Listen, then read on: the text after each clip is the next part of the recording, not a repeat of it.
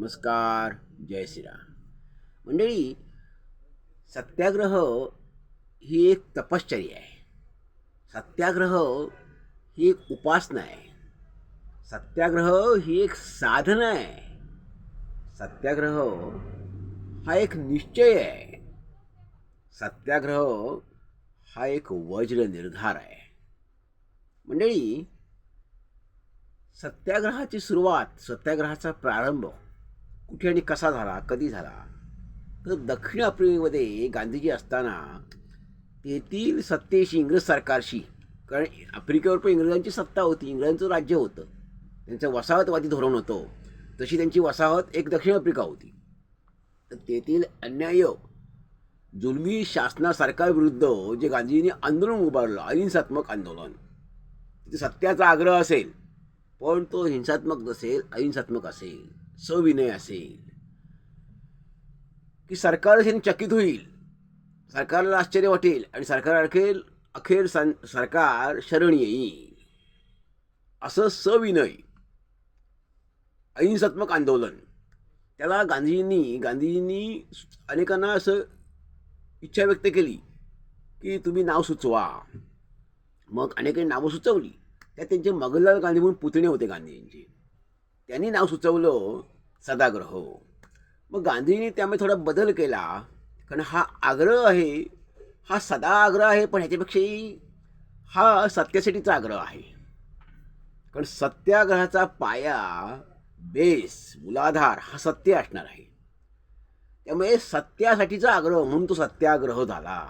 त्याचं नाव गांधींनी ठेवलं सत्याग्रह.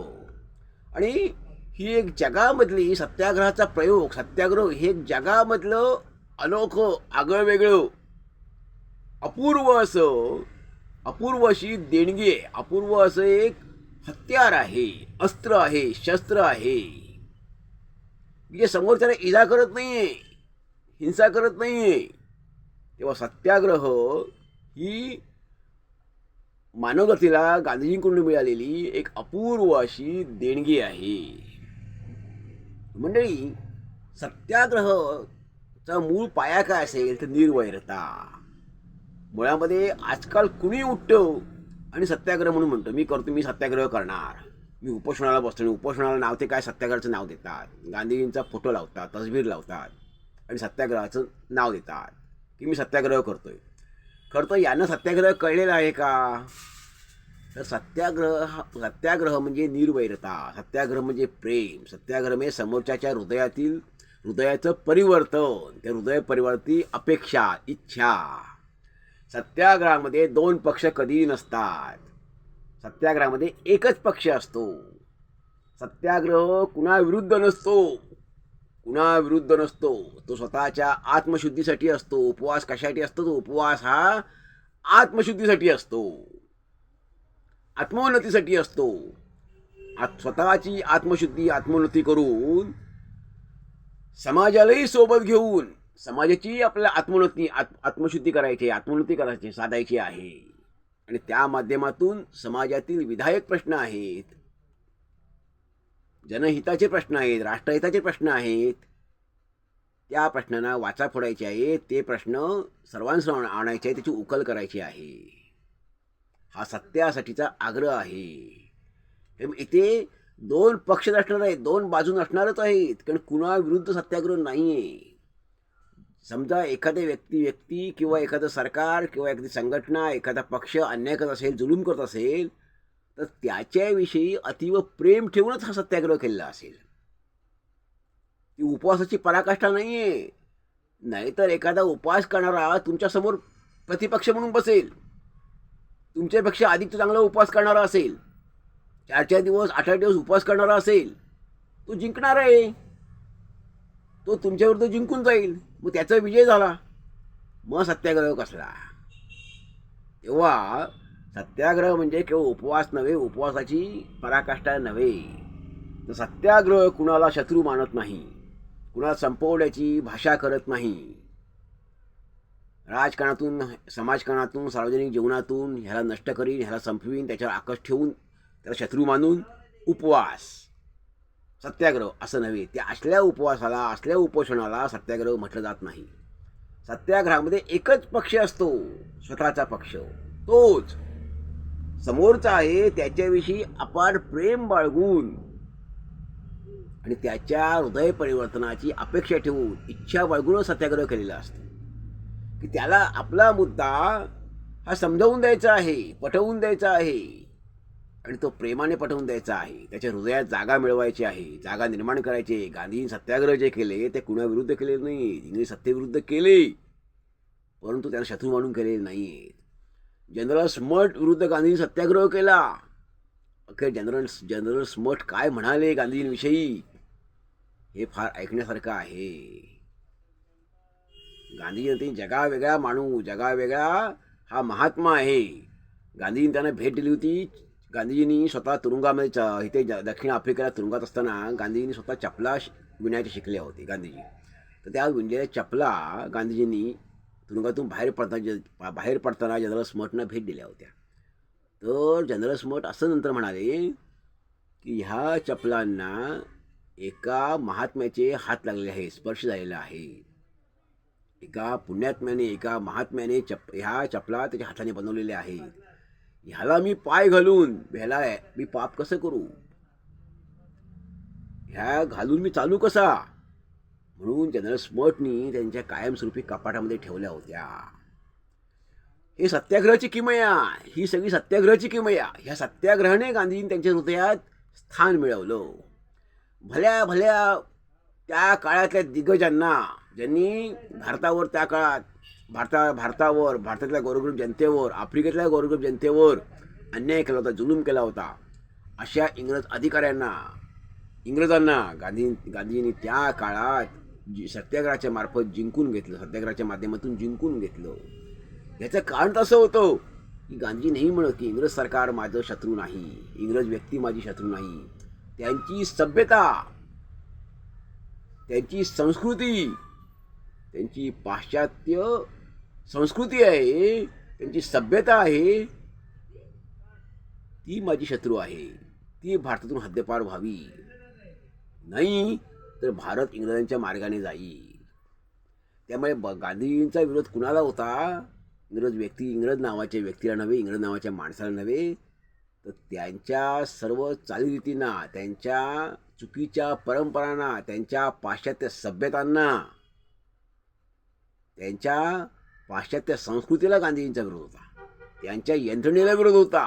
त्यांची जी यंत्रणा होती, माणूसपण हरवणारी यंत्रणा, माणूसपण नष्ट करणारी यंत्रणा, अशी जी यंत्रणा होती, तिथं संवेदना नाही, भावना नाही, भावनाशून्यता असणारी यंत्रणा जी आहे, त्याला गांधींचा विरोध होता. कारण गांधींचा विश्वास हा हृदयातील प्रत्येकाच्या हृदयात परमेश्वर असतो या भावनेवर होता. की प्रत्येक जीव आहे, त्या जीवाच्या हृदयात आत्मा आहे आणि त्यात परमेश्वर आहे. हा जो मूळ भारतीय विचार आहे, या मूळ भारतीय विचारावर तत्वज्ञानावर गांधींची श्रद्धा होती, त्याचा विचार होता, विश्वास होता. आणि त्याच भावनेवर, या मूळ विचारधारेवर, भारतीय विचारधारेवरच गांधींच्या विचारांचा पाया उभारला होता. त्यामुळे तोच गांधींचा खरा सत्याग्रह. सत्याग्रहाची उभारणी ही आपल्या परंपरेतून भारतीय संस्कृतीने दिलेला विचार आहे. त्या विचाराच्या आधारावरच गांधीजींच्या सत्याग्रहाची पायाभरणी झालेली आहे, उभारणी झालेली आहे. त्यामुळे कोण म्हणेल की ह्याच्यावर माझं आकस आहे, हा माझा शत्रू आहे आणि ह्याला मी संपवून टाकीन राजकारणातून, त्याचं पतन करीन, त्याचं खच्चीकरण करीन आणि म्हणून मी सत्याग्रह करतो, म्हणून मी उपवास करतो, त्याला काही अर्थ नाही. त्या उपवासाला सत्याग्रहाचं नाव देता येणार नाही. कारण त्यामध्ये मुळात सत्य नाही आहे, त्यामध्ये सत्य नाही आहे, त्यामध्ये नैतिकतेला कुठला आधार नाही आहे, नीतिमत्ता नाही आहे. सत्याग्रहाला नैतिकतेचा मोठा आधार असतो, विचाराचा मोठा आधार असतो. त्यामुळे सत्याग्रह हा निर्वैर असतो. निर्वैरता हा सत्याग्रहाचा प्राण आहे. तिथे वैरी कोण नाही, शत्रू कोण नाही, स्वतःला त्रास करून घ्यायचा आहे. जो समोरच्या विषयी तो जुलूम करतोय, अन्याय करतोय, चुकीचे निर्णय घेतोय, चुकीच्या गोष्टी करतोय, म्हणून तुम्ही सत्याग्रह करताय. पण म्हणून त्याच्या हृदयात तुम्हाला जागा मिळवायची आहे, त्याचं विचार परिवर्तन करायचं आहे, हृदय परिवर्तन करायचं आहे. म्हणून तुम्ही त्याला वेदना द्यायच्या नाहीये, त्याला इजा पोचवायची नाहीये. तर तुम्ही स्वतःला वेदना करून घ्यायची आहे, स्वतःला इजा करून घ्यायची आहे, स्वतःची आत्मशुद्धी करून घ्यायची आहे. आणि त्या माध्यमातून त्याला त्याच्या हृदयात परिवर्तन होईल. त्यामुळे सत्याग्रहामध्ये दुसऱ्याला त्रास देण्याची कणभरही कल्पना नाही, दुसऱ्याला इजा करण्याची कणभरही कल्पना नाही. उलट पक्षी दुसऱ्याला सत्याग्रहाच्या माध्यमातून दुसऱ्याला इजा झाली, जी त्याला हृदयाला इजा झाली, तो मनुष्य दुखावला, तर हा सत्याग्रह नव्हे. सत्याग्रह करताना तुम्ही कोणावर राग व्यक्त केलात, तुम्ही कोणावर टीका व्यक्त केलीत, तुम्ही शिवीगाळ केलीत, संताप व्यक्त केला, तर तो सत्याग्रह नव्हे. पण सत्याग्रह हा शांत निश्चलतेने झालेला असतो. तिथे शांतपणा असतो, धैर्य असतो, धीर असतो, धैर्य असतो. तिथे वाट बघितली जाते, घाई नसते, घाई गडबड नसते, कुणावर रोष नसतो, कोण शत्रू नसतो, कोण वैरी नसतो, कोणी नाही शत्रू आपुला, प्रेमाने अवकाश करू. त्यामुळे तिथे प्रेम, सत्याग्रहाच्या मुळाशी काय तर प्रेम आहे. हा प्रेमभाव मनात म्हणजे उराशी बाळगून सत्याग्रह केला जातो. त्यामुळे आजकाल कुणी उठतो आणि सत्याग्रह करतो असं म्हणतो, कारण त्याला सत्याग्रह समजलेला नाही. कारण मुळातच तुम्ही सत्याग्रह करताय तर कुणाच्या विरोधात करताय, तर कुणाच्या विरोधात सत्याग्रह होतच नाहीये. त्यामुळे ह्याच्या विरोधात सत्याग्रह करतो असं म्हणणंच चुकीचं आहे. त्याच्यात परिवर्तन होण्यासाठी तुम्ही चांगुलपणा म्हणून सद हेतू बाळगून तुम्ही सत्याग्रह करा, तर तो सत्याग्रह असेल. त्याला पराभूत करण्यासाठी नव्हे, त्याचं पतन करण्यासाठी नव्हे, त्याचं खच्चीकरण करण्यासाठी नव्हे, त्याला शत्रू मानून नव्हे, तर त्याच्याविषयी सद्भावना बाळगून, त्याला मित्र मानून, त्याला तुमच्या हृदयात स्थान देऊन तुम्ही सत्याग्रह करायचा आहे. म्हणून तिथे दोन पक्ष येत नाही. सत्याग्रहात दोन पक्ष नसतात, सत्याग्रहामध्ये एकच पक्ष असतो. गांधीजींनी अशा तऱ्हेचे सत्याग्रह आयुष्यभर केले. त्यांनी मानवतेला एक नवी देणगी दिली, नवी दिशा दिली, नवी दृष्टी दिली. त्यामुळेच मार्टिन लुथर किंगपासून नेल्सन मंडेलांपासून गांधीजींचे हे दिग्गज मंडळी जी भक्त बनली, चाहते बनले, ह्याचं कारणच हे होतं की अनेक विचार गांधीजींनी दिले. गांधी नावाची व्यक्ती नाही, गांधी नावाचा विचार आहे. तसे अनेक विचार गांधीजींनी दिले. तसा हा सत्याग्रहाचा एक आगळा वेगळा विचार, आगळा वेगळा अस्त्र हे गांधीजींनी आम्हाला हातात दिलं. तेव्हा ह्या पार्श्वभूमीवर विनोबांनी असं म्हटलेलं आहे की देशाला स्वातंत्र्य मिळून झालेले आहे.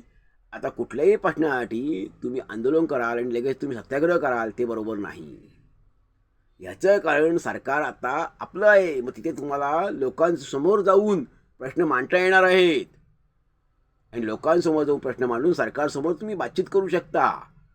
म्हणून उठसूट सरकारविरोधात तुम्ही आंदोलन कराल, उपोषण कराल, उपवासाला सत्याग्रहाचं नाव द्याल, ते योग्य ठरणार नाही. कारण सत्याग्रह हा कुणाविरुद्ध असणार नाही. तो फार अगदीच एखादा प्रश्न, एखादी समस्या टोकाला पोचली असेल तर सत्याग्रहाचं शेवट हत्यार ते ना इलाज तो उगारावं लागेल, उपसावं लागेल, हे खरं आहे. परंतु तरी देखील सत्याग्रहात हा कुणाच्या विरोधात नसेल, सत्याग्रह कुणाला शत्रू मानत नाही. सत्याग्रहात एकच पक्ष असतो, सत्याग्रहात दोन पक्ष नसतात. तो कुणाला त्रास देण्यासाठी नसतो, कुणाला शत्रू मानलेलं नसतं, कुणाला इजा पोचणार नसते. तर स्वतःची आत्मशुद्धी करून दुसऱ्याची आत्मशुद्धी व्हावी आणि स्वतःची आत्मशुद्धी होऊन त्याच्या हृदयात, समोरच्या हृदयात आपल्याला जागा, त्याचं आणि आपलं हृदय एक व्हावं आणि आपला विचार हा त्याच्या हृदयात जावा आणि त्याचं हृदय परिवर्तन व्हावं, अशासाठीचा हा सत्याग्रह असतो. मंडळी, ही सत्याग्रहाची संकल्पना आहे. गांधीजींनी सत्याग्रह ही मानवतेला दिलेली ही अपूर्व अशी देणगी आहे. धन्यवाद. जय हिंद, जय भारत.